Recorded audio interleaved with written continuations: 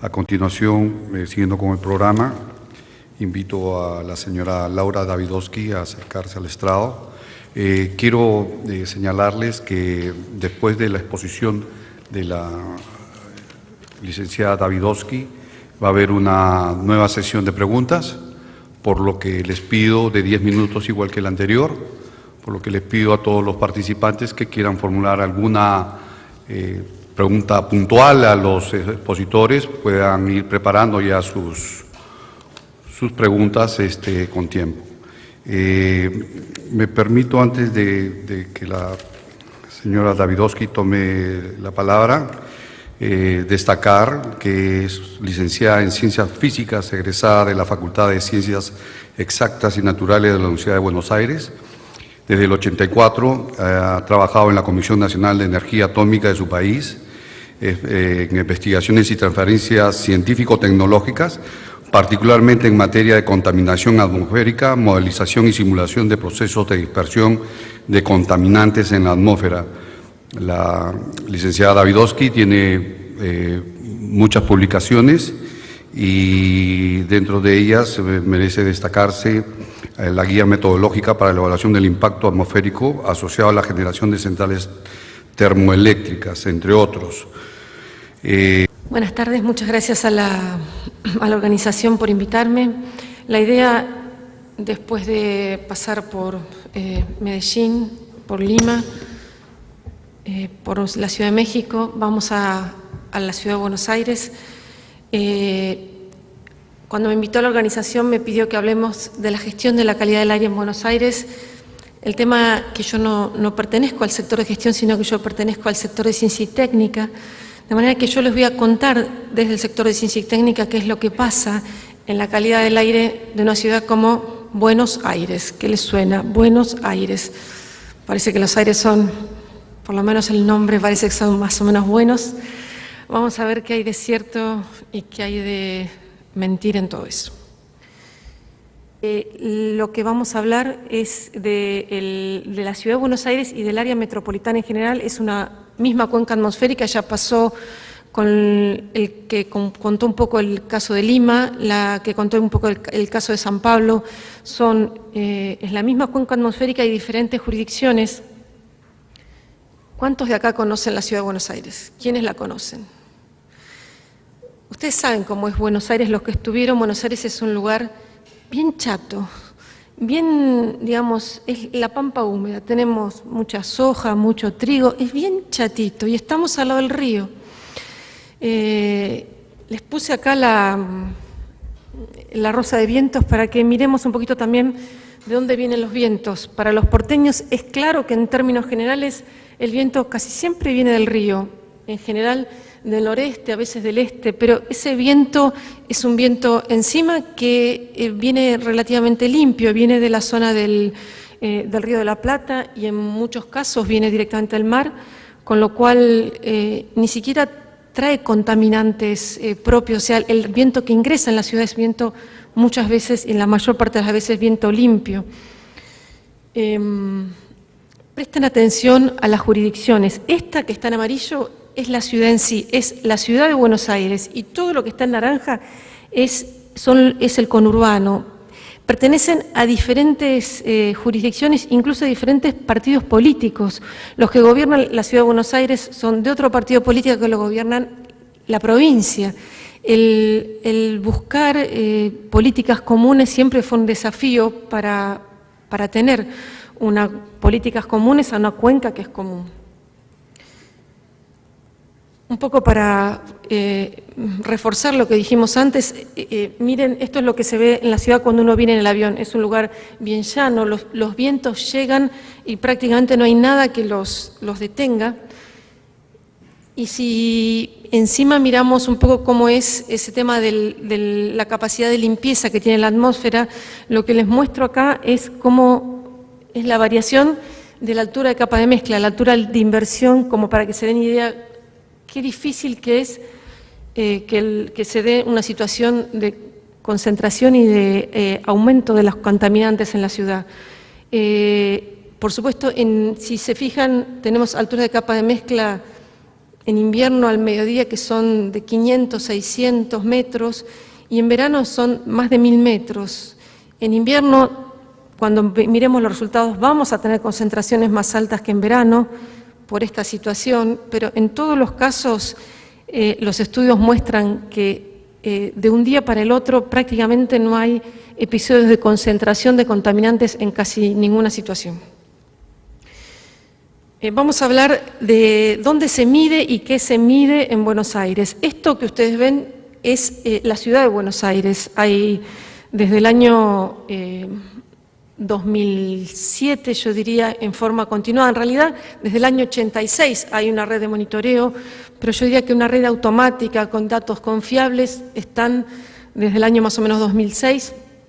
Hay 3 estaciones, pero ustedes, si miran este mapa y el mapa anterior, este mapa es la zona que está cubriendo esa red de monitoreo.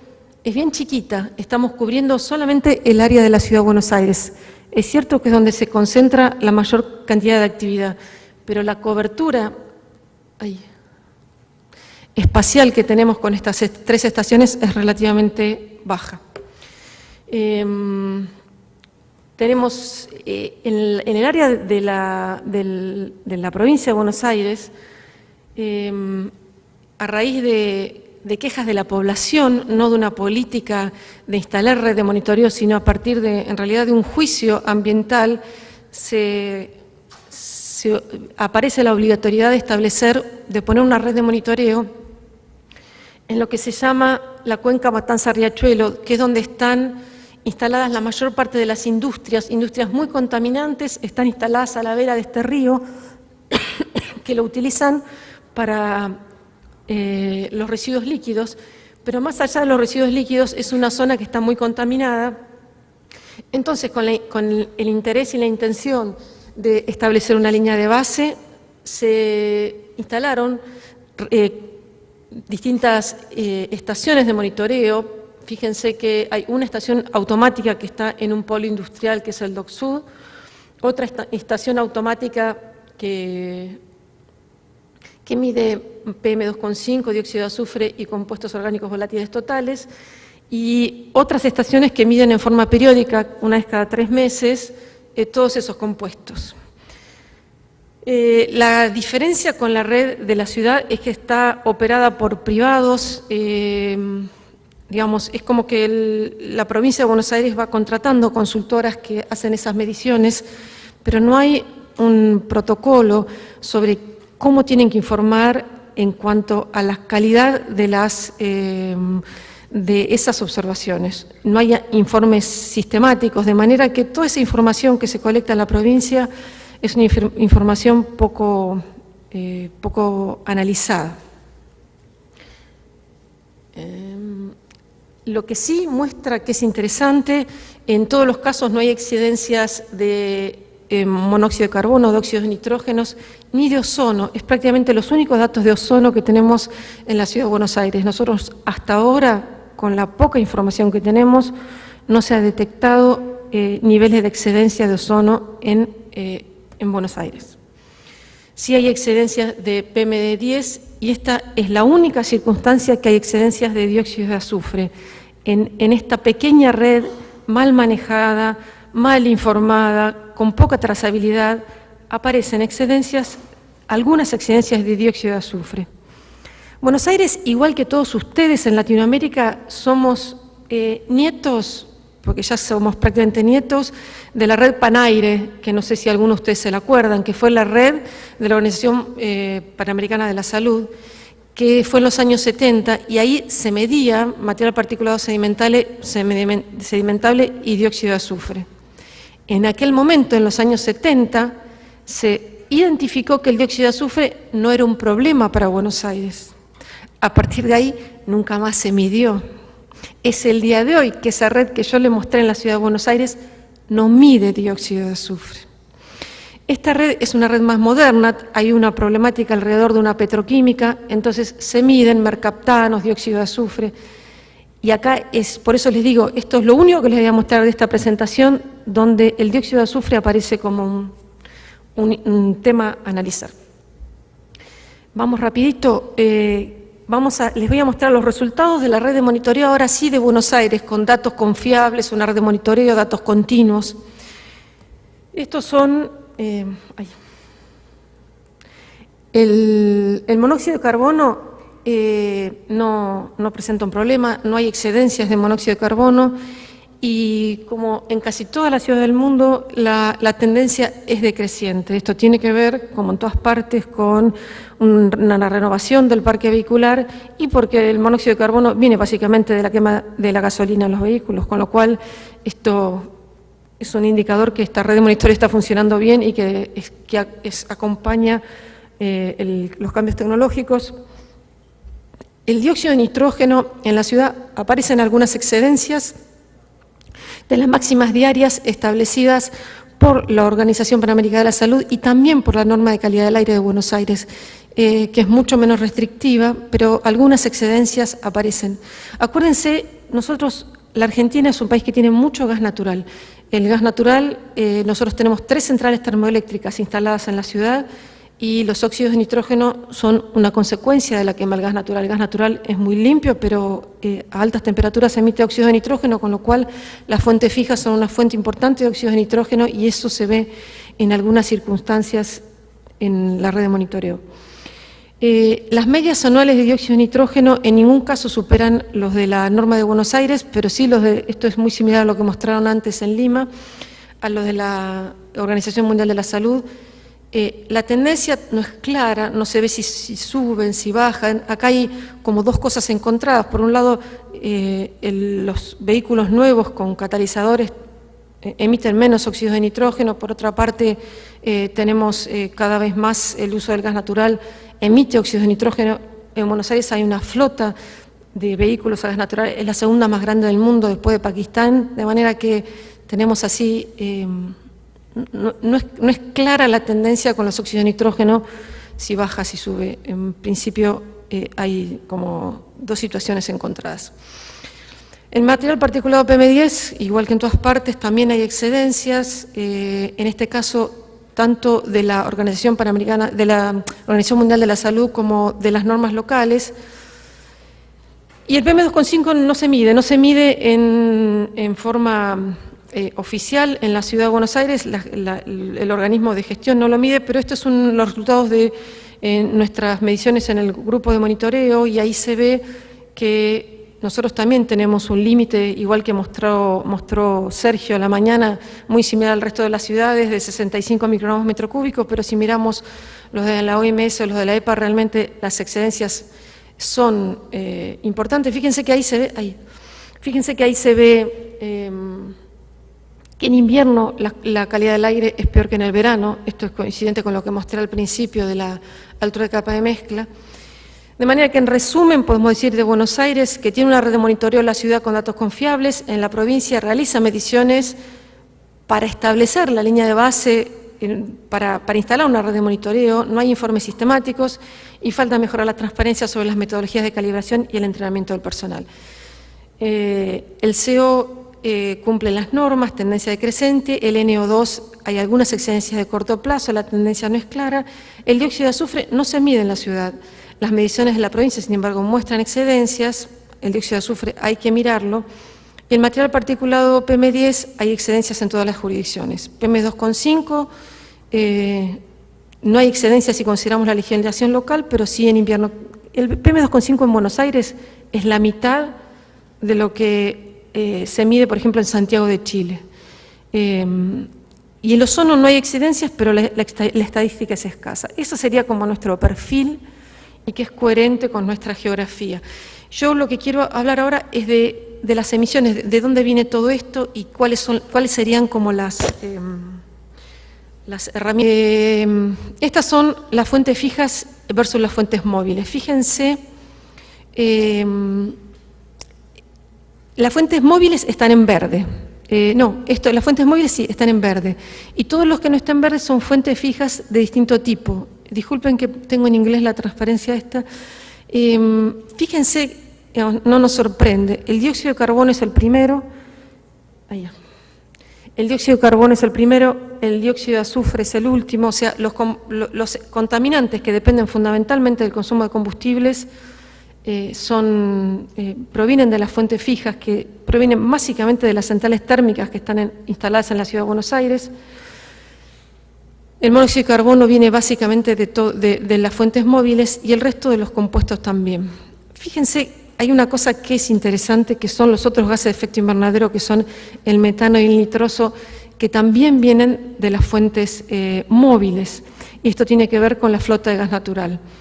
Esto no es común en todas partes del mundo. En todas partes del mundo, en términos generales, las fuentes fijas son las responsables de la mayor parte de los gases de efecto invernadero en términos generales en los países, pero en este caso tenemos la flota vehicular, que es la que termina pesando en el otro sentido.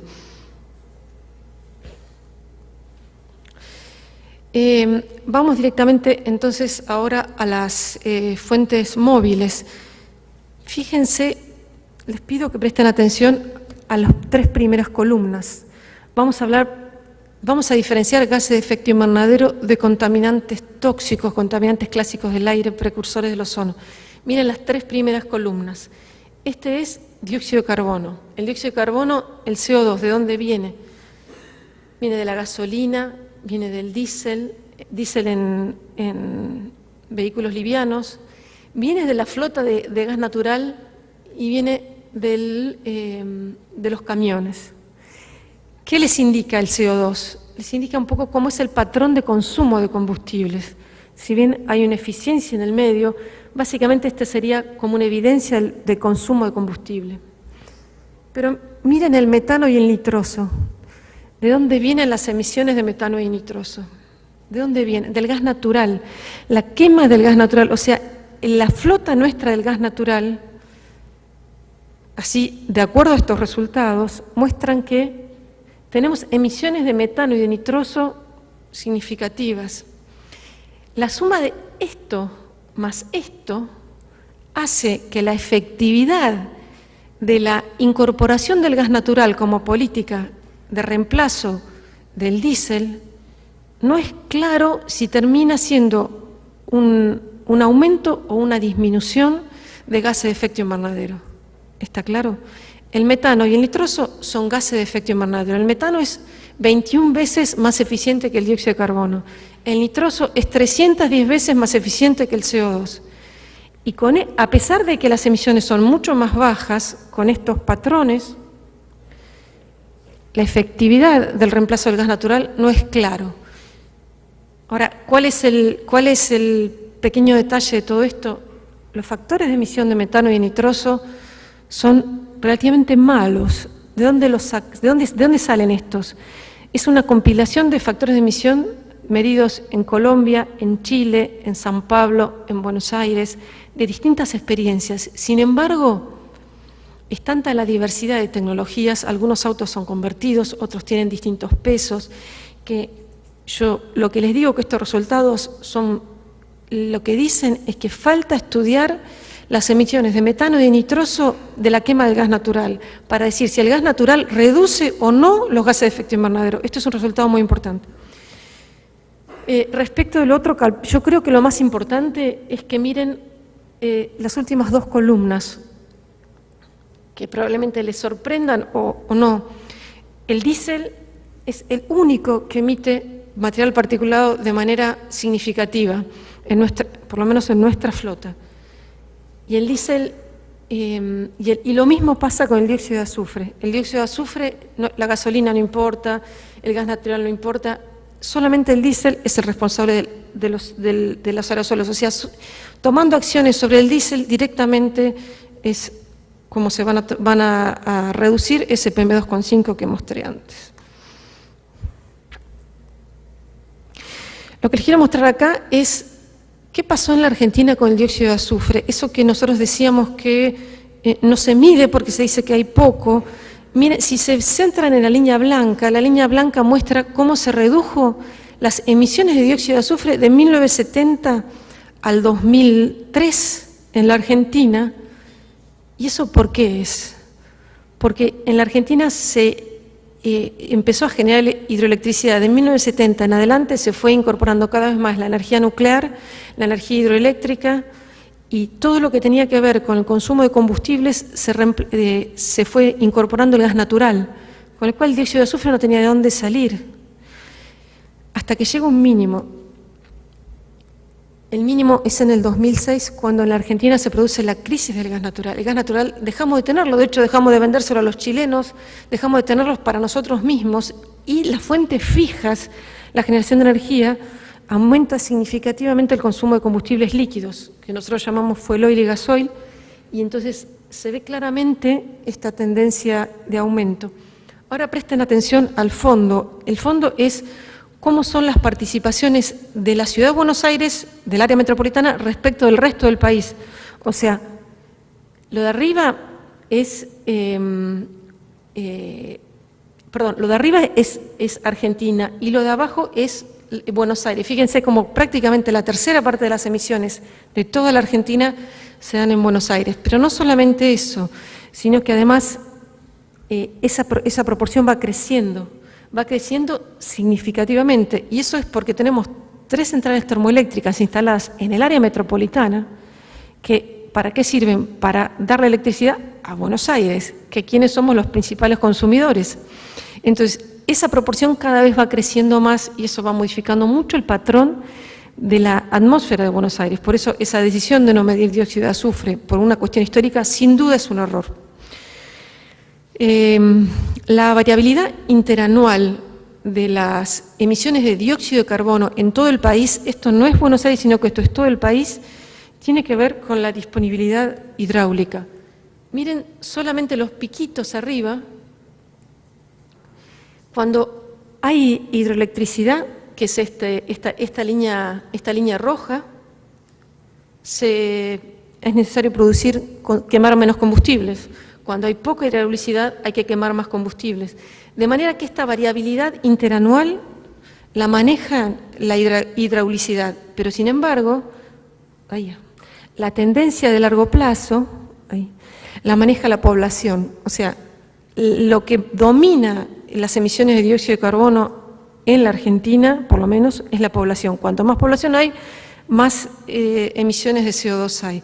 Miren, nuevamente les muestro, la parte de arriba es el resto del país y la parte de abajo es solamente la Ciudad de Buenos Aires. Si prestan atención a la última parte, lo amarillo es gas natural y lo verde son combustibles líquidos. Cada vez lo amarillo se hizo más grande, cada vez hubo más gas natural, pero durante los últimos años lo verde está creciendo. Eso tiene que ver con el cambio del shift de combustible de gas natural a líquidos. Eso hace que la Argentina, que había sido un país que creció sobre la base de una matriz muy limpia, sobre la base de una matriz que estas son las emisiones específicas de dióxido de carbono, estaban mucho más cerca del gas natural que de los combustibles líquidos y muy lejos del carbón. Y si se fijan, los países anexo 1, que son los países que tienen que informar en el marco del protocolo de Kioto, estuvieron en promedio siempre mucho más alto que nosotros. Y los últimos años hemos cambiado nuestro paradigma energético y ya estamos más altos que el promedio de eso. Permítanme hablar del futuro, escenarios de mitigación. Esto es un informe que hizo la Fundación Bariloche sobre emisiones evitadas. Esto es para toda la Argentina, las emisiones evitadas con escenarios de mitigación, en este caso solo de gases de efecto invernadero, incluye dióxido de carbono, metano, nitroso, están fundamentalmente en el sector residuos y en el sector energía. Vamos a mirar un poquito el sector energía. El sector energía, las principales opciones de mitigación están en el transporte, en las industrias manufactureras y en las industrias de la energía, con lo cual, de todo. ¿Y el transporte qué? ¿Qué significa esto de transporte de mitigación? Estamos hablando de toda la Argentina. Es básicamente los camiones. Son todos los camiones que circulan por toda la Argentina y que transportan todos nuestros productos. Entonces, las opciones de mitigación es el shift ese de modo de transporte, pero no tiene nada que ver con las condiciones urbanas. Es tanto lo que se puede mitigar a nivel nacional con los camiones que la cuestión urbana en este caso está desdibujada, y en las industrias de la energía sí vamos a fijarnos porque esas opciones de mitigación, hay una disminución gradual de la eficiencia energética en la demanda, se favorece la opción hidronuclear y hay un aumento significativo de renovables. De todo esto, en la ciudad, ¿qué nos toca? Nos toca solo, vamos para atrás, nos toca solo eficiencia energética. O sea, ¿saben por qué les digo esto? Uno agarra los estudios, este es un estudio que se hizo para la CEPAL, se publicó este año, en el 2014, pero lo hicimos en el 2006, 2007. Cuando uno hace los estudios de mitigación a nivel país, ¿cuáles son las opciones? Uno tiene a veces respuestas muy agregadas. El país tiene problemas a nivel país muy diferentes que a nivel de regiones. Sin embargo, en términos generales, las respuestas las dan las regiones. Los que trabajan acá, el señor que trabaja en el Callao, la gente que trabaja en Lima, la gente que trabaja en Arequipa, pueden dar soluciones para su región y las pueden dar y pueden tomar medidas concretas. De manera que los estudios que ustedes tienen a nivel nacional no siempre les sirven de base para tomar esas medidas. Sin duda, hace falta hacer escenarios locales para tomar soluciones locales. Nuevamente un resumen de lo que hablamos de la parte de emisiones. Las fuentes fijas gobiernan las emisiones de dióxido de carbono y de dióxido de azufre, y las móviles, la del resto de los compuestos, incluyendo metano y nitroso, que es importante, y el material particulado. Después, que las incertidumbres asociadas a los factores de emisión de metano y nitroso en los vehículos dificultan el análisis sobre la efectividad de su uso para reducir las emisiones de gas de efecto invernadero, del uso del gas natural, perdón, está mal redactado. La disponibilidad de hidroelectricidad domina la tendencia interanual de las emisiones de dióxido de carbono y la población domina la tendencia a largo plazo. La matriz energética presenta una mayor tendencia a la intensidad de carbono desde el 2006 y por esta razón las emisiones de dióxido de azufre han cambiado. El cambio más significativo en él es en el AMBA que en el resto del país. Esto es muy importante. Las opciones de mitigación más relevantes en el AMBA están en el sector energético, fundamentalmente en el uso racional de la energía. Muchas gracias. Fundamentalmente en el uso racional de la energía. Muchas gracias. A la licenciada Davidovsky. Continuando con el programa, invitamos a la señora Carolina Urrutia Vázquez a referirse a la calidad del aire y salud en las ciudades colombianas. Me permito anotar sobre el currículum, la hoja de vida de la señora Carolina Urrutia, que estudió Ciencias Políticas y Administración Pública y tiene una maestría en Políticas Públicas en la Universidad de Harvard. Ha trabajado en la Secretaría de Medio Ambiente y Recursos Naturales de México, en el Banco Mundial y en el Departamento Nacional de Planeación de Colombia. Es una reconocida consultora en temas de medio ambiente y sostenibilidad. Invito a la señora Carolina Urrutia a... Muchas gracias a los organizadores por la invitación. Una pequeña aclaración, yo ya no ocupo el cargo de subdirectora de Desarrollo Ambiental Sostenible en el Departamento Nacional de Planeación, lo hice hasta hace poco tiempo, en este momento soy consultora. La contaminación del aire en Colombia estimamos muy conservadoramente que causa alrededor de 5.000 muertes anuales. Ahorita vamos a entrar a calcular los costos. Hoy tengo la enorme ventaja de presentar el trabajo de muchísima gente. Aquí están algunos de los nombres. Por el lado de los estudios de costos de degradación ambiental han trabajado Elena Strukova, Björn Larsen, Irina Klichnikova, Gerardo Sánchez, Gerardo Viña, todos de alguna manera con el Banco Mundial, y de manera específica para el caso de Bogotá han trabajado Jorge Pachón, Néstor Rojas, Luis Belalcázar, perdón por la Z, fue un error de dedo, Rodrigo Jiménez y Óscar Guerrero. Entonces le doy crédito a todas esas personas porque me estoy aprovechando vilmente de su trabajo. Quiero empezar por el lado de los costos de la degradación. En Colombia hemos tenido la suerte de la mano del Banco Mundial trabajar durante mucho tiempo en este tema.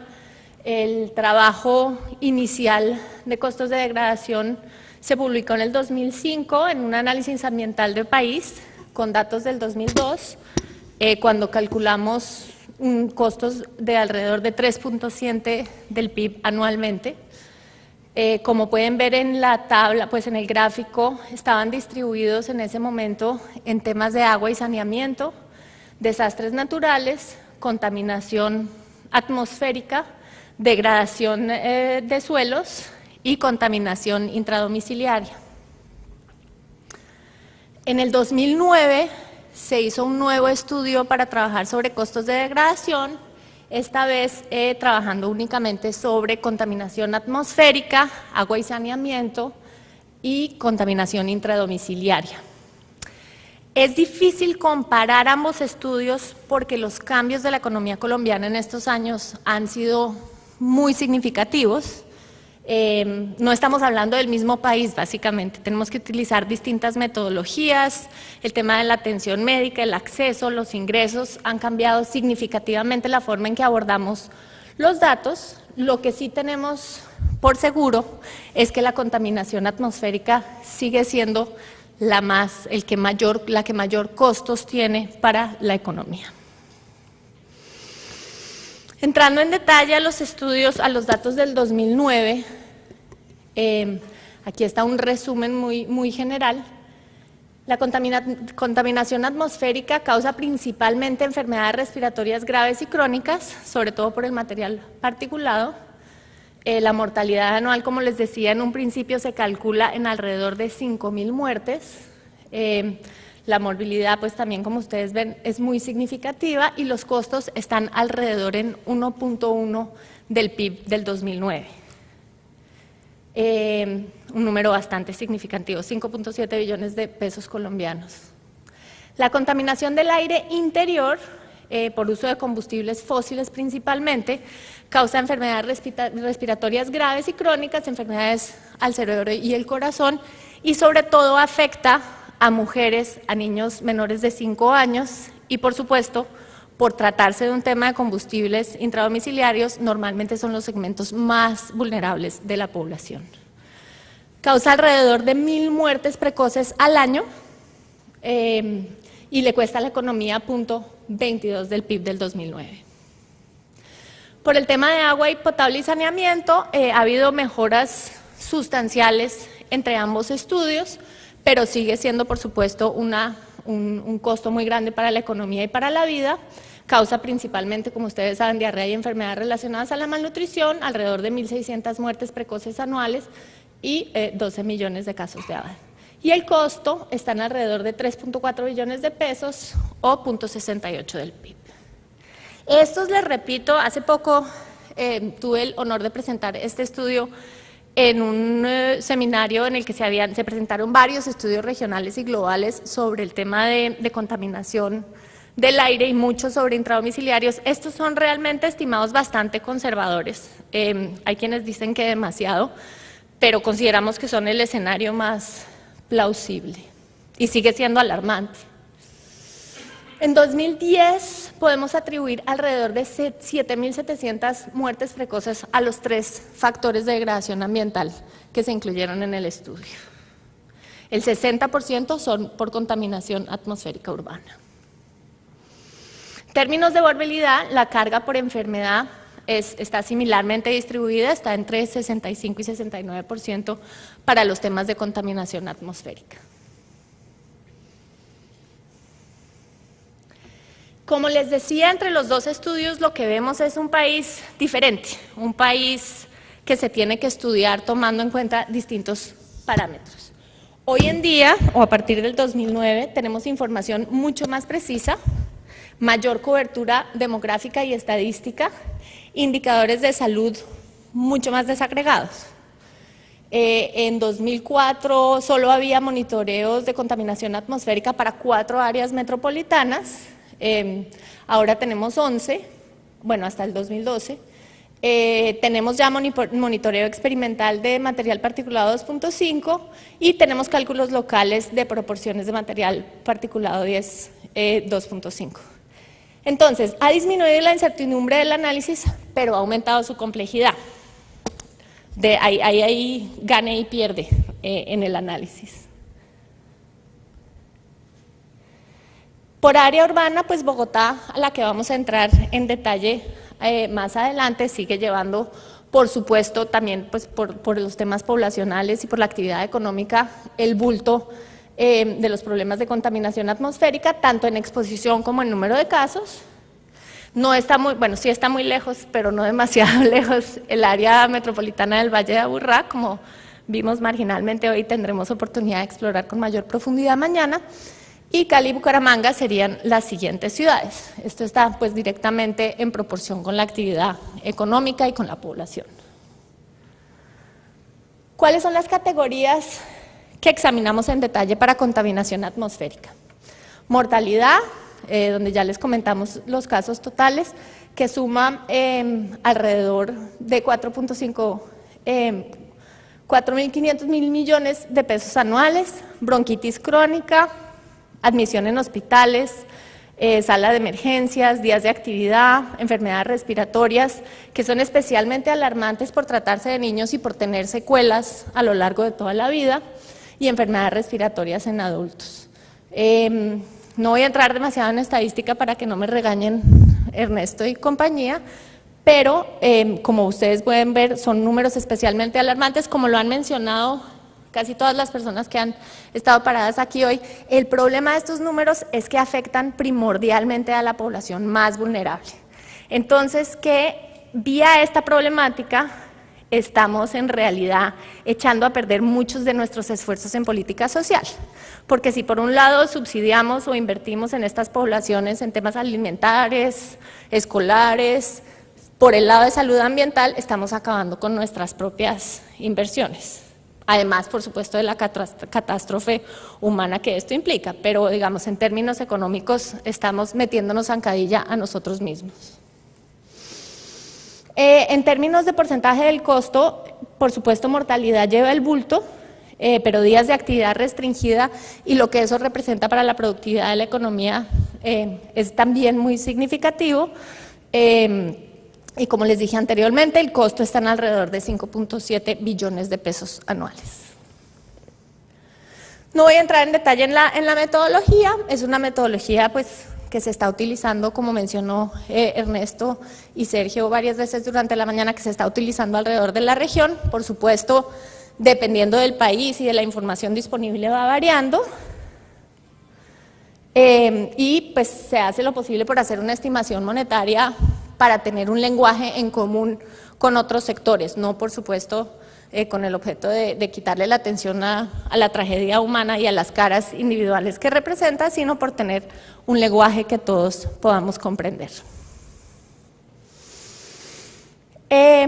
Algunos temas que nos indica el estudio. Hay por un lado buenas noticias, como lo hay en casi todas las ciudades que hemos visto hoy, precisamente porque los cambios en la tecnología nos están ayudando. Es decir, nuestras flotas vehiculares están aumentando por lo menos 110% en casi todas las ciudades y sin embargo el material particulado está o manteniéndose o descendiendo en muchas ciudades o incrementando, digamos, en un porcentaje mucho menor. Esa es una buena noticia que se puede atribuir en parte a política pública, sobre todo en calidad de combustibles y en transporte masivo, pero que mucha tiene que ver con el avance puro de la tecnología y no podemos asumir el crédito, pues, todo para la política pública o para las decisiones que toma el Estado. Voy a entrar un poco en detalle a calidad de combustibles. Para resumir, digamos, las acciones que se han tomado en Colombia, uno podría decir que hay dos primordiales para calidad del aire. Transporte masivo, muchos conocen el caso de Transmilenio, lo voy a mencionar marginalmente, pero que se ha tomado también por otros motivos. Digamos, los sistemas de transporte responden a unas necesidades complejas de ambientes urbanos y no han sido directamente, muchas veces de hecho la calidad del aire se ve como un beneficio adicional y no como la causa de nuestros sistemas de transporte masivo. En cambio, la agenda de calidad de combustibles, que también ha tenido avances muy importantes, sí ha estado directamente vinculada con los temas de calidad ambiental y por lo tanto quiero ponerle especial énfasis. Estos serían algunos de los hitos en calidad de gasolina. No voy a entrar mucho en detalle, pero desde 1990 se inició la agenda de eliminación del plomo. En 1991 reducciones de volatilidad, 92 aditivos, detergentes y dispersantes. En el 93 se siguió avanzando sobre reducción de volatilidad. En el 94, incremento de octanos. Eso se hizo por fases relacionado con dónde están nuestras refinerías. Entonces se inició en la costa norte. 96, ajuste de octanos. 97, se redujo la volatilidad. En 2005 inició la adición de etanol y para 2010 se avanzó. Ahorita entro un poquito en detalle con el tema del azufre porque ha sido complejo y no ha avanzado tan rápidamente como lo prometía la ley. Pero lo que quiero subrayar aquí es que esta agenda, pues por supuesto, ha tenido un empuje importante por parte de la institucionalidad ambiental, pero sí ha estado en gran manera dentro del sector energía y minas. Ecopetrol, que es nuestra empresa del Estado para todo el tema de combustibles, ha tenido un rol importante y que ha asumido con cierta voluntariedad, digamos, no por completo, pero los temas sí ha sido, digamos, ha tenido una importante colaboración y una iniciativa en los temas de calidad de combustibles, que por supuesto han tenido que esforzarse por parte del Estado en varios momentos, pero han trabajado relativamente bien. Lo que quieren muchas veces las empresas es, o por lo menos en nuestro caso de Ecopetrol, es tener un calendario a largo plazo y saber cuáles son los cambios que se les van a sugerir o obligar en el mediano y largo plazo, para no estar, digamos, improvisando en términos de calidad de combustibles, porque como ustedes saben, las inversiones en tecnología son muy costosas y se tienen o se deben hacer para un horizonte de largo plazo. Por el lado de calidad del diésel, ha habido muchísimos momentos, digamos, en nuestra historia. Desde el 90, bueno, en el 90 el azufre estaba en 5.000 partes, el diésel estaba en 5.000 partes por millón de azufre y se ha ido reduciendo, digamos, gradualmente a lo largo del tiempo.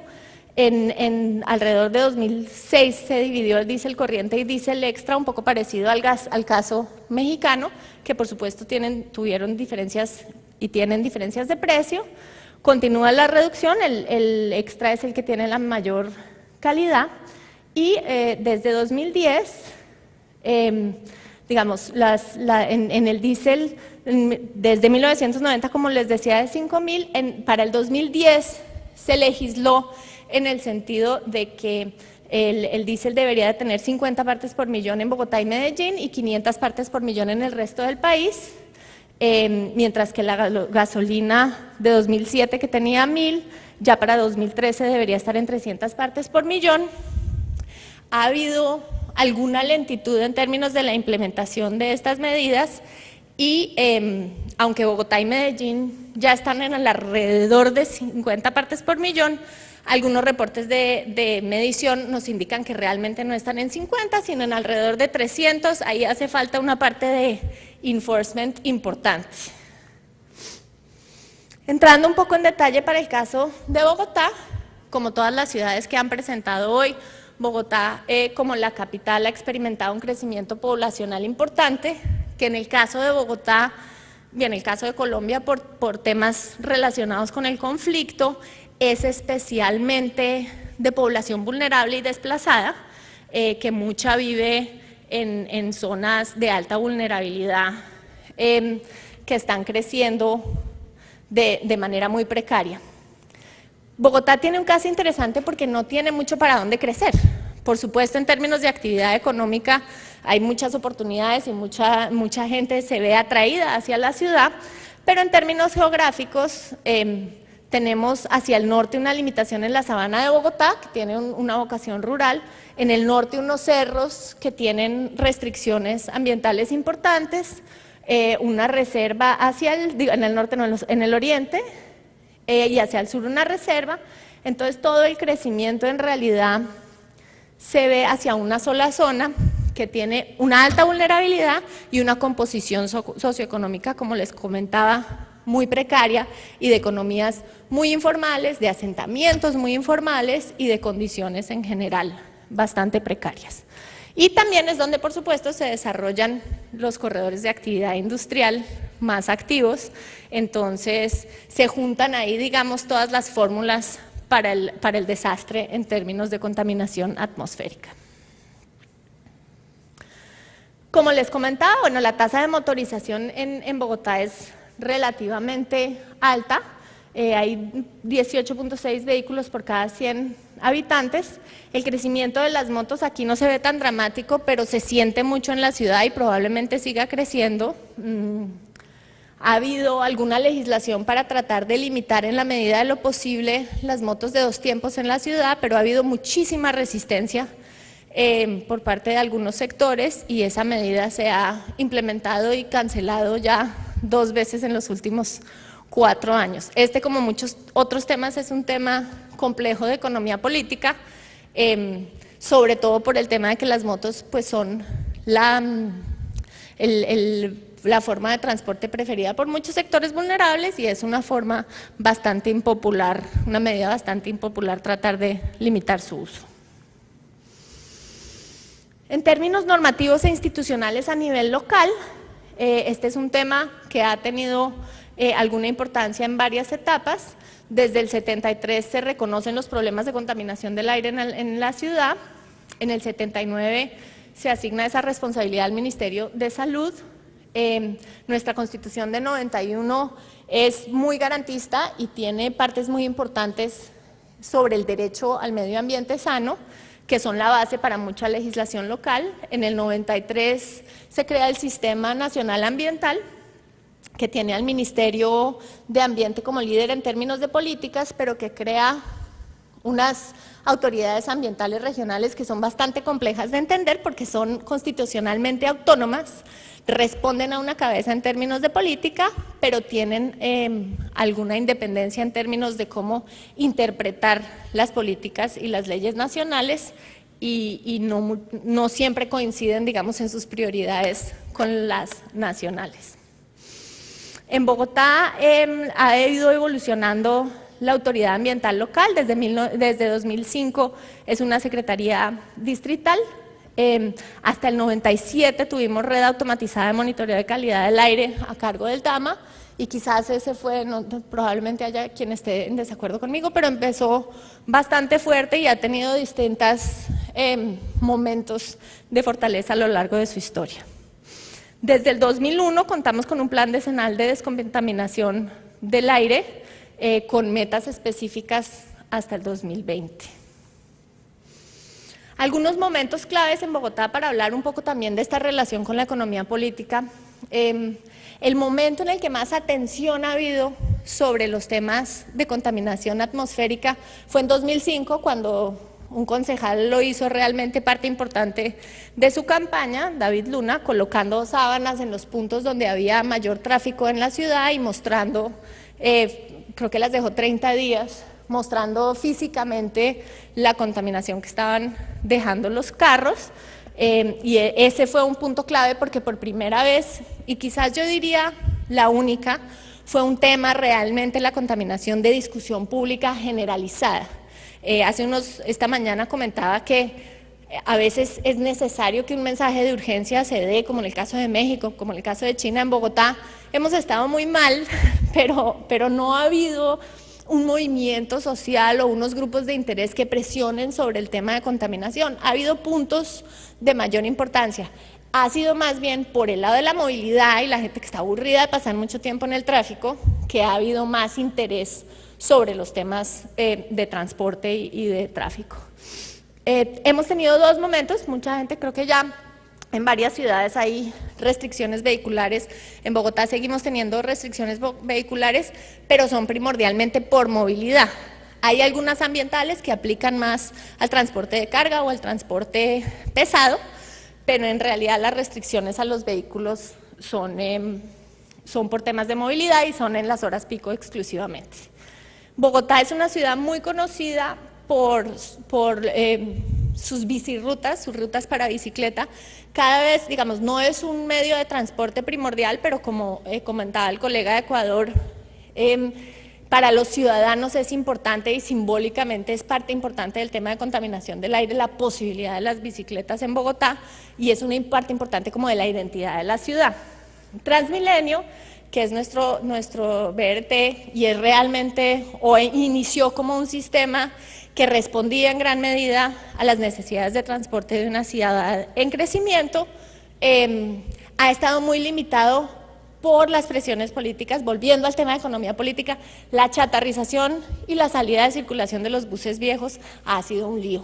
El sector transporte, como lo han mencionado varios de mis colegas, es un sector con mucho poder.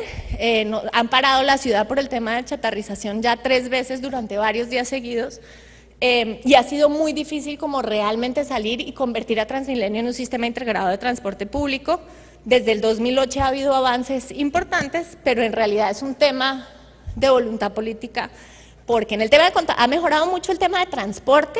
Las mejoras en términos de contaminación se han visto limitadas porque no hemos logrado sacar los buses viejos de las calles. Modalidades de transporte, los vehículos privados siguen siendo los vehículos que más circulan, pero en términos de viajes, los buses y microbuses representan el 42%, el Transmilenio 11% y los vehículos privados 22%. En términos de consumo de combustible, se sigue consumiendo primordialmente gasolina y la agenda de mejora de calidad de la gasolina sigue siendo una que no se ha explorado tanto como la de diésel. El diésel está en segundo lugar, está creciendo lo del gas natural, sobre todo para taxis. Se ha tratado de involucrar bastante el tema del gas en transporte masivo, pero la altura de Bogotá y la geografía, las montañas de Bogotá, no permiten que vehículos muy, muy grandes circulen mucho tiempo, sobre todo por el peso, con gas. Y no se ha podido explorar lo suficiente en términos de electricidad, pero son 2 agendas que tienen cierto apoyo político y que sobre todo las generadoras de energía eléctrica están investigando y persiguiendo con mucha energía. El tema de la información, no hay un inventario oficial, hay esfuerzos aislados para Bogotá, y ese es uno de los temas en los que tenemos que priorizar el trabajo, la necesidad de que haya un inventario periódico, quizás como en México, cada 2 años. Entonces, parte de estos estudios de costos de degradación lo que buscan es que ese tipo de esfuerzos se institucionalicen, se normaticen y tengan recursos constantes.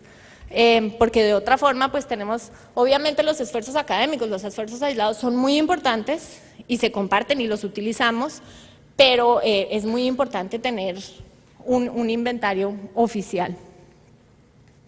Bueno, aquí entra en detalle de lo que va a ser este plan de decenal para la descontaminación. Es una agenda que va, como pueden ver abajo, hasta el 2020. Hay muchas medidas, pues se incluyen conversión, catalizadores de oxidación de diésel. Sobre todo, quizás el más complejo, pero el más importante es el del sistema integrado de transporte público, que como les decía tiene un componente de economía política bastante importante, y por eso también generar estos datos de salud ambiental es importante para apoyar las decisiones políticas pesadas que van detrás de esos temas. Hemos visto mejoras, como les decía, el crecimiento de la flota vehicular no ha ido de la mano de incrementos de material particulado, la concentración de material particulado ha disminuido constantemente, y al parecer también la variabilidad estacional y los picos de concentración estacional también parecen haber disminuido. Esto es con datos del 2012. Otra vez el tema de motorización, definitivamente es un logro importante que haya bajado el material particulado, en este caso el 10, mientras que la motorización sigue subiendo. Yo creo que todos hemos mencionado la motorización y el crecimiento del parque vehicular como un inevitable. Es muy difícil, por eso estoy tan ilusionada con que Ecuador va a tener al 92% de la población cerca de una estación de transporte público a 400 metros, porque si ellos pueden, nosotros también, bueno, en Quito, porque el tema de la calidad del transporte público en sociedades desiguales es un tema complejo, y la motorización no tenemos cómo detenerla como quizás sea necesario. Hay digamos, decisiones de política pública que aún están por evaluarse y que no se reflejan adecuadamente en los números y sobre todo en los costos de degradación que les presento hoy. La mejora de la calidad del combustible diésel, que va avanzando día a día y que aunque está y tiene una concentración real de alrededor de 30 partes por millón en Bogotá, pero yo no tengo claro si está igual en Medellín. Ese es un tema que tenemos que discutir. Las motocicletas con motores de 2 tiempos que salieron y volvieron a entrar, el aumento de los niveles de ocupación en Transmilenio. Transmilenio hoy en día es un sistema de transporte que está en crisis, por lo bueno que es víctima, digamos, de su propio éxito, está absolutamente sobreocupado, la lentitud en la implementación del sistema integrado de transporte público y sobre todo el crecimiento de Transmilenio mismo, que tenía un calendario de ampliación que no se ha cumplido. También por las dudas del metro, mencionaban que todas las ciudades que veíamos hoy tenían metro. Bogotá no tiene metro, sueña con tener un metro, lo ve como su mayoría de edad. Hay muchos que no sabemos si eso es cierto o no, pero mientras tanto Transmilenio se ha quedado estancado esperando algunas decisiones políticas. Entonces, Colombia está un poquito por debajo de los costos de degradación de la región, pero tiene un costo muy alto atribuible a la contaminación atmosférica urbana. Entonces, aunque tenemos motivos para estar tranquilos de que las políticas, el avance tecnológico nos han ayudado a morirnos menos por temas de contaminación, tenemos retos enormes que van desde motorización, crecimiento de nuestras áreas urbanas, cómo manejar con mayor inteligencia los temas de economía política alrededor de este tema. Yo creo que el tema, la importancia de desarrollar el interés de la sociedad civil en los temas de contaminación es muy importante y es muy difícil de abordar. La gente que se está muriendo es la gente más pobre, entonces es la gente que menos organizada está. ¿Cómo podemos darle voz a las víctimas de estas 5.000 muertes anuales de manera efectiva? A continuación vamos a pasar a la rueda, a la sesión de preguntas. Es de la tarde que puedan pasar al estrado el señor Peter Davis, la señora Carolina Urrutia, por favor. He hecho el favor de permitirme organizar las preguntas. Y yo lo primero que quiero destacar es lo interesante de este grupo, porque tenemos a Carolina, que tiene esta experiencia tan amplia, que ha pasado tanto por el sector público, el banco, su trabajo académico, su trabajo como consultora, el trabajo de Laura y el trabajo de Miriam como investigadoras de alto prestigio internacional en temas de contaminación atmosférica, y Peter Davis, un consultor experimentado y que ha tomado un papel de liderazgo desde hace muchos años en el Comité de Gestión de la Iniciativa de Aire Limpio, y con esta visión tan amplia, que no necesariamente es la visión de gobierno, pues entonces las preguntas se hacen todavía más interesantes. Entonces hay dos tipos de preguntas hasta donde yo distingo. Algunas son de tipo técnico, científico, metodológico, y otras que tienen que ver con la participación. Entonces, como siempre nos orientamos a los temas técnicos científicos primero, yo quisiera preguntarles, sobre todo a Laura, acerca de, esta pregunta en especial es para Miriam Gómez. Existen diversas metodologías para cuantificar los niveles de contaminantes atmosféricos y su confiabilidad depende del control y aseguramiento de calidad analítica, además de las unidades de exposición que reflejan el método empleado en algunos casos. ¿Qué otros aspectos consideras relevantes para lograr confiabilidad de resultados y su expresión en términos iguales o similares que sean válidos a los empleados en la red latinoamericana y el Caribe para mitigar la contaminación atmosférica? La pregunta es de Rita Cabello, de la Universidad Tecnológica del Cono Sur de Lima. Y como es un tema común a la investigación, yo quisiera pedirle tanto a Laura como a Miriam que nos cuenten, sabiendo la importancia de que los datos sean confiables, que no solamente se mida, sino que se mida bien. Bueno, muchas gracias por la pregunta. Totalmente relevante. Ahora el IDEAN en Colombia ha definido un protocolo para acreditar mediciones ambientales. Obviamente todo lo que tenga que ver con salud pública requiere toda la vigilancia. Es muy claro en la pregunta, hay protocolos que están referenciados por norma a nivel internacional, pero cada laboratorio debe tener su propio método para validar lo que hace. Principio de la calidad, diga lo que hace, haga lo que dice. Esa medida debe ser trazable desde el factor humano, desde el cálculo de la incertidumbre que implica factores técnicos como no técnicos, control y calidad de la información, fuente de la información, calidad de reactivos, estándares del fabricante, validación del fabricante.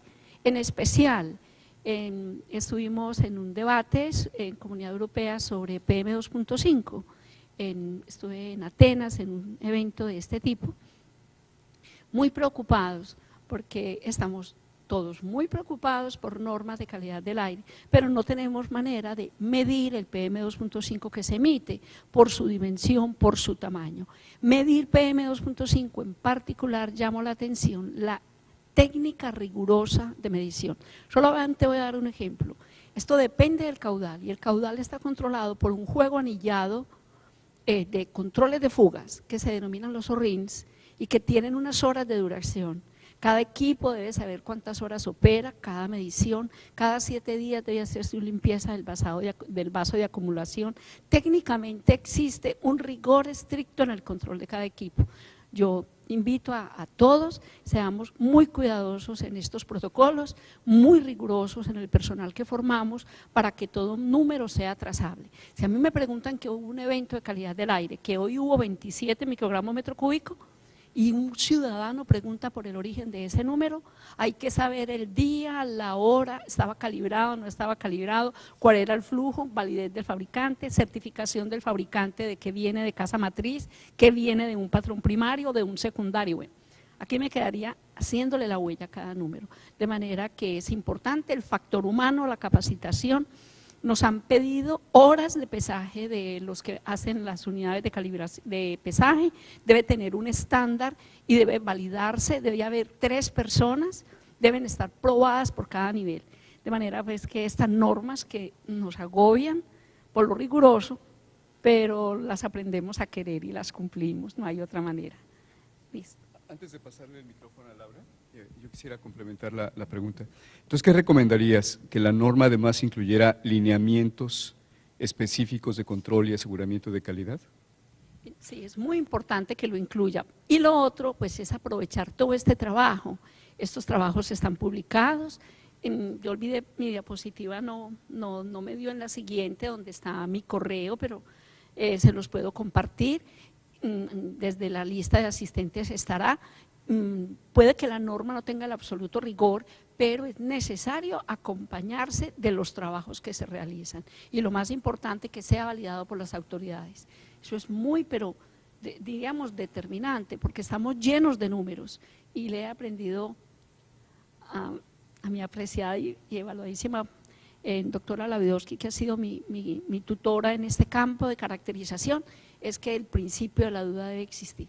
Yo tengo que saber cada número de dónde viene, porque de lo contrario estamos llenos de números para tomar decisiones de alta incertidumbre. Bueno, ya Miriam fue muy clara. Les voy a contar un chisme, porque estamos hablando de mediciones y apareció el carbono negro como una variable importante a medir, una variable importante a limitar las emisiones, que pasa a tener un rol no solo como contaminante tóxico, sino también como en el tema del cambio climático. Y les cuento el chisme que estábamos reunidos en todo un grupo de gente que tenemos todos equipos de medición de Black Carbon, que todos hacemos estimaciones de emisiones, de dispersión, de transporte. Nos estábamos preguntando el Black Carbon cuánto tapa los Andes, para cuánto reduce el albedo que viene del sol, y nos dimos cuenta que en esa sala todos medíamos el Black Carbon de manera diferente, todos, y que en el fondo nadie sabía cómo se mide el Black Carbon. Todavía hay mucho para hablar en ese sentido, y la gente que tiene para trabajar y para tomar decisiones sobre esto, les pido que sean cuidadosas, porque todavía falta mucho para definir y por lo menos para estandarizar de este contaminante. El resto de los compuestos es lo que dice Miriam, que hay que hacerlo con cuidado y de manera estandarizada. Muchas gracias. Bueno, la siguiente serie de preguntas es para Peter y también para Carolina, y no es de extrañar porque tienen que ver con la calidad de los combustibles.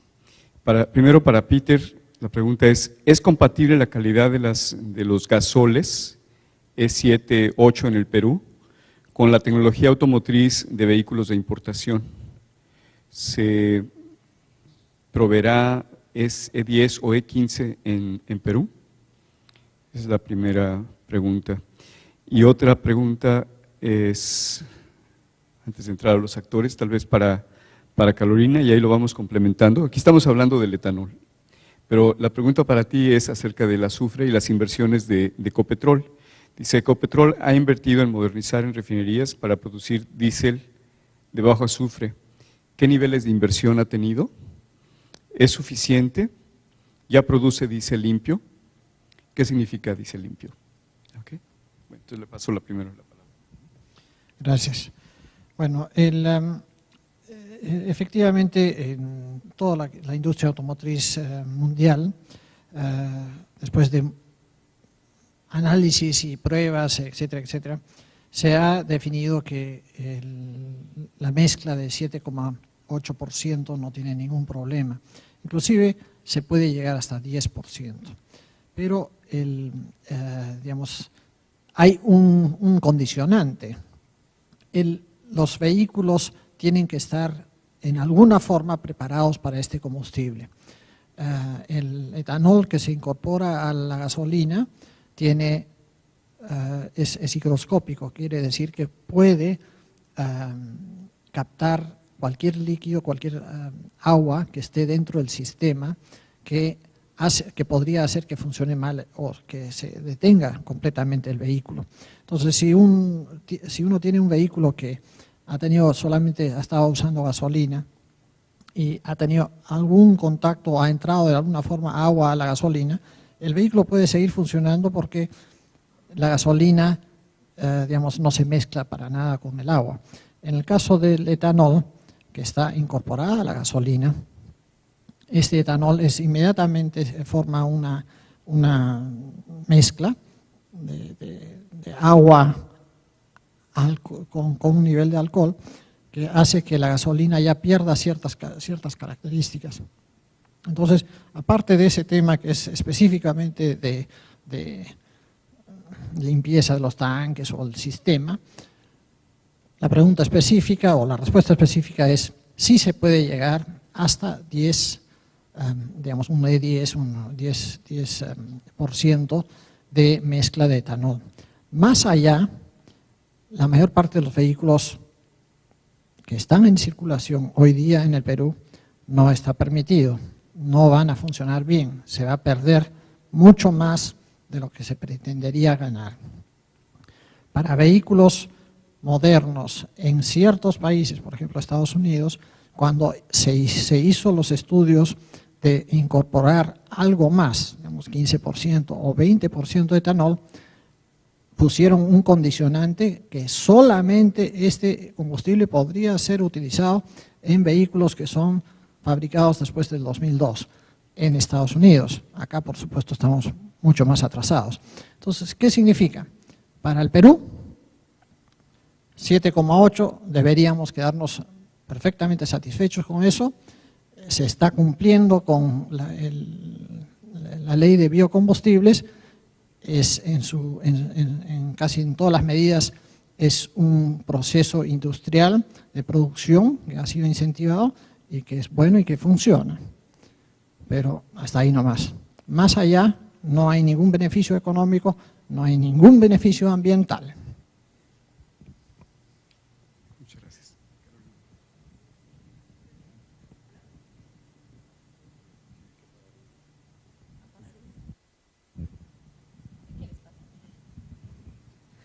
Bueno, yo quiero agregar un tema que siempre es una preocupación mía en lo que mencionaba Laura en términos de la certidumbre de los datos. Yo creo que como he pasado más tiempo más bien, no he pasado ningún tiempo como científica y ahí bajo la cabeza humildemente, pero sí en el campo de la decisión, de la toma de decisiones de políticas públicas, muchas veces yo creo que como ustedes dicen, hay que manejar con mucho cuidado la información que uno tiene, pero es muy difícil esperar a la información perfecta. En Colombia, en términos de la agenda, por ejemplo, de adaptación, hay una cantidad de municipios que se están esperando unos escenarios climáticos por metro cuadrado para poder tomar las decisiones de cómo priorizar sus inversiones en adaptación, y muchas veces la obligación desde el centro es decir, miren, esto solo va a ser lo mismo de siempre, sino que mucho peor, pero adáptense.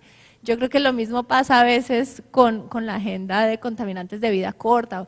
Es muy difícil saber, y cuando cuestionamos, por ejemplo, los datos de material particulado 2.5 que tenemos, pues sé que, por ejemplo, en el caso de Colombia muchos son experimentales, muchas son, pero en realidad creer que hay certidumbre, yo siempre me burlo de los economistas que me acompañan en todos los ámbitos de mi vida, porque le dan una certidumbre falsa a sus datos. Casi todo con lo que trabajamos son proyecciones, y muchas veces en el campo ambiental nos cuesta mucho trabajo buscar unos niveles de certidumbre mayores a los que tenemos en trabajo ecosistémico. Entonces, tener mucho cuidado, pero un poco no esperarnos a que la información sea perfecta, porque a veces nos esperamos hasta cuando ya es demasiado tarde. Me parece muy interesante el punto del etanol. En Colombia ha habido un empuje muy grande, sobre todo de la agroindustria, por agrandar la agenda de biocombustibles. Hay varios estudios, el costo-beneficio realmente no sale, y viéndolo desde un punto de vista más amplio que el de solo contaminación, el empleo que genera los biocombustibles es un empleo de relativa mala calidad, que está moviendo en nuestro caso el problema más grave, que es la frontera agrícola. En nuestros estudios de costos de abatimiento, el número 1 siempre es el cambio de uso de suelo. Entonces, ver esa agenda con mucho cuidado, porque los beneficios llegan a un punto bastante claro en el que se congelan. Por el lado que sí me toca a mí, que es el de Ecopetrol, no tengo el número claro de los niveles de inversión, lo debo tener por ahí en un papel, prometo traerlo mañana si se identifica la persona de la pregunta. ¿Es suficiente? Nunca. Nunca, y sobre todo para los niveles de ingresos que tienen estas empresas, es decir, siempre se puede dedicar un mucho mayor porcentaje de la inversión a mejorar la calidad de combustibles. Yo le eché un poco de flores a Ecopetrol porque tiene sobre todo hoy en día, tiene ganas de avanzar por sí mismo, de hacer estudios, de financiar estudios, pero pues sigue siendo una empresa que tampoco va a hacer mucho más. O sea, no son ningunos angelitos y no le están dedicando todos los recursos que podrían, pero sí quieren tener mayor guía y mejor información para tomar decisiones. No están produciendo, lo importan casi todo, nuestro diésel limpio es importado. Hay unas modificaciones que se están haciendo a la refinería de Cartagena para poder producir mucho más, pero el cálculo es que de acuerdo a nuestra legislación y a lo que le estamos pidiendo a Ecopetrol, vamos a seguir importando 50, 60 años más, porque no vamos a tener la capacidad de llenar toda la necesidad de consumo interno, y el diésel limpio pues no existe, es diésel con menos azufre, es diésel menos peor, no hay producción limpia, hay producción menos peor, creo que en casi todo. Entonces, pero sí hay una voluntariedad, digamos, hay un interés, y hay que darles un poquito de crédito por ese lado. Bueno, aquí con Miriam estábamos comentando que el nivel de inversiones es del orden de los miles de millones de dólares, son alrededor de 2.000 millones de dólares lo que ya invirtió Ecopetrol, que le permitió llegar a niveles de 50, pero tú nos acabas de contar que posiblemente no son 50, sino 300, lo cual se nota cuando uno observa las emisiones, se nota. Una de las lecciones en Colombia es la importancia de acoplar la mejora de la calidad de los combustibles con la introducción de estándares tecnológicos, como en el caso de Brasil con el Procombe. Mejor calidad de combustibles debe ir acompañada de estándares más estrictos, y eso es algo que en Colombia no se ha alcanzado. En Colombia todavía están en proceso de introducirse las normas para Euro 5 y Euro 6, y además ahora con el problema de que la norma indica 50, pero Euro 5 y Euro 6 requieren 10. Y eso requiere una inversión adicional por parte de Ecopetrol. Carolina y yo estuvimos en un taller con Ecopetrol en Bucaramanga hace como 6 meses, donde Ecopetrol decía, es que nosotros ya invertimos, y ¿qué pasa con las inversiones adicionales que se tienen que hacer en normatividad más estricta? No se nota, y Ecopetrol sigue pagando los platos rotos aparentemente de todo. Pena. Bueno, Carolina es de la capital y muy centralista. Nosotros somos los paisas de Antioquia. Carolina, y todo les cuento que en el caso específico del Valle de la Urrá, pues para nosotros se firmaron 2 convenios en paralelo. Un convenio con Ecopetrol, en el cual acompañamos la planta de deshidrogenación, en el cual se hizo el seguimiento a la desulfuración, con un convenio firmado por la Universidad Nacional sede de Medellín, que tiene el laboratorio internacional acreditado para análisis de combustible. Y el seguimiento se hizo estricto, una mesa de trabajo muy compleja, porque cada mes llegaban en operación los diferentes monitoreos de todas las estaciones, se llaman acá también, estaciones de combustible, donde se tanquea, pues, a tomar muestras y verificar la cantidad, donde habían interventores del área metropolitana y donde estos valores no estaban establecidos, entonces habían, pues, digamos, costos importantes en interventorías y multas. Entonces, esto nos dio confianza y trazabilidad de la investigación que se realizó. Caso específico del Valle de la Urrá, porque hubo un convenio que dio los recursos específicos, pero obviamente ya a nivel de país se sabe que venía por dilución o, bueno, en general la gasolina venía por dilución. Se compraba gas mientras estaba la planta de deshidrogenación en operación, que apenas está en operación hace 18 meses. Quiero hacer un comentario por lo que dijo Carolina del tema de tomar decisiones en un marco de incertidumbre, que es normal, la certidumbre no existe, y la gente que prepara datos, ya sea de calidad del aire como de inventarios, los dos, tiene la responsabilidad de entregar un número y la incertidumbre, porque el que toma la decisión tiene que saber en qué marco la está tomando.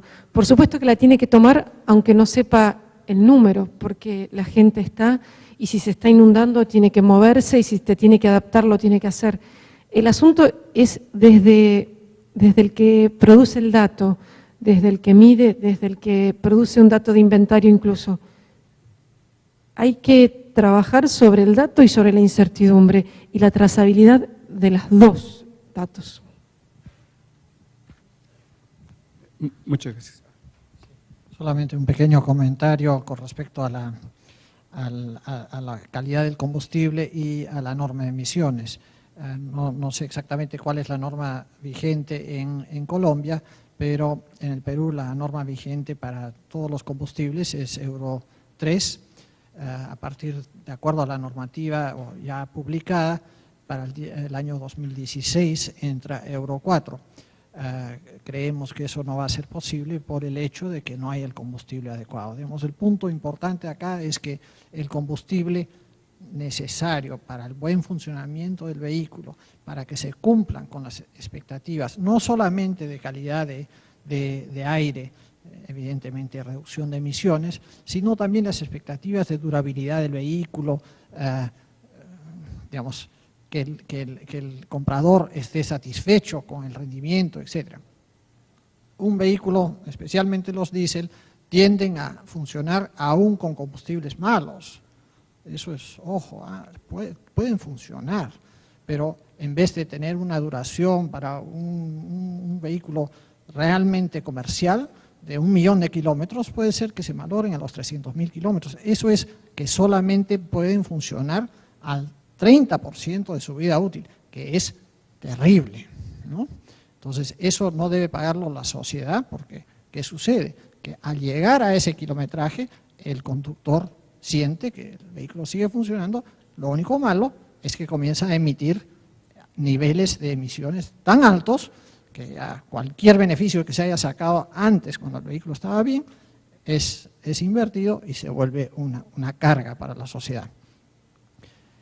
La importación de combustibles en el Perú, el diésel de 50 partes por millón es importado también. Podría importarse un diésel también de menos niveles de emisiones, es perfectamente factible. Y realmente las inversiones que se están haciendo en el Perú, que se esperan que se hagan en el Perú, es aproximadamente unos 3,5 millones de dólares para las 2 refinerías.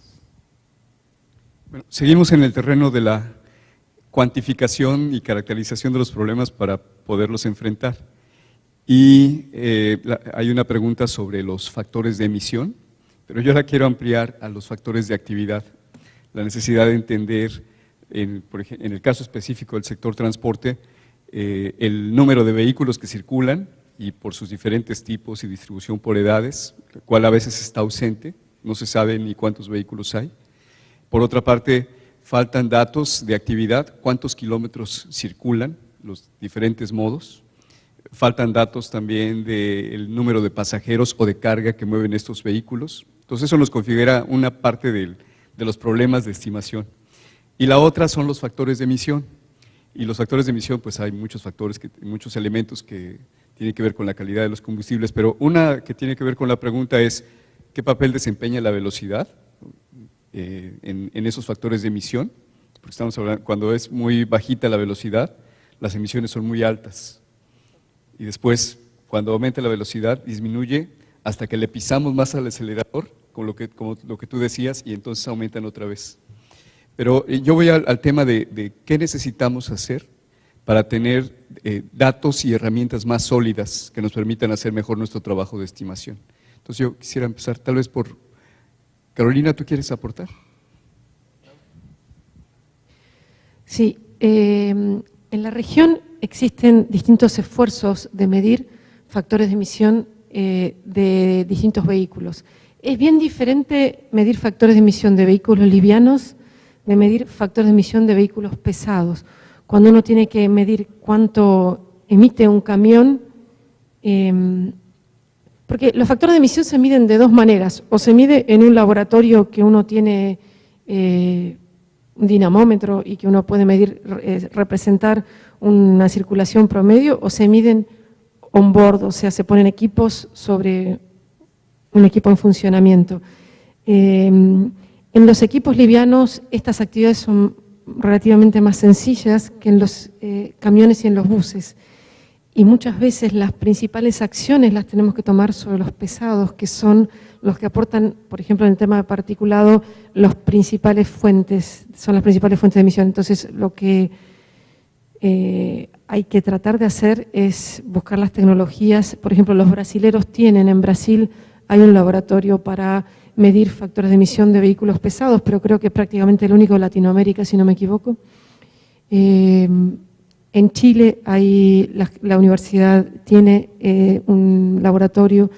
Las empresas privadas tienen, la Toyota, las empresas privadas tienen equipos de medición, pero toda esa información no sirve si no se procesa. Lo que hay que hacer es hacer una sistematización de los datos tomados para medir, para elaborar esos factores de emisión que tengan en cuenta las tecnologías locales y las dificultades tecnológicas locales. No es lo mismo un auto a gas natural convertido que un auto a gas natural que sale de la fábrica, y las emisiones son bien diferentes. Entonces, sistematizar toda esa información que se va construyendo en los distintos países forma parte de la principal, sería como la principal acción. Bueno, desde mi punto de vista es aprovechar los recursos. Es increíble ver todo lo que se invierte a nivel de gobierno, a nivel de universidad, y existe información disponible e información de calidad. En nuestro caso específico, tenemos unos factores regionales que están, digamos, los de calderas de carbón en una fase ya preliminar para debate científico ya presentado a nivel de comunidad internacional. A nivel de diésel todavía estamos por allá un 40%, es necesario, son estudios muy costosos. De esto pues apelamos a recursos, a conciencias en nuestro país. Vamos a presentarnos ahora con el gobierno argentino para conseguir recursos. Aquí a mi lado está pues nuestros representantes a nivel a nivel internacional que pueden también apoyar. Yo diría, confíen en nosotros. Yo represento, no soy la joven, pero represento a todos los jóvenes del país. Toda la gente que conoce, la gente que sabe, pero necesitamos que crean en nosotros que verdaderamente tenemos un método.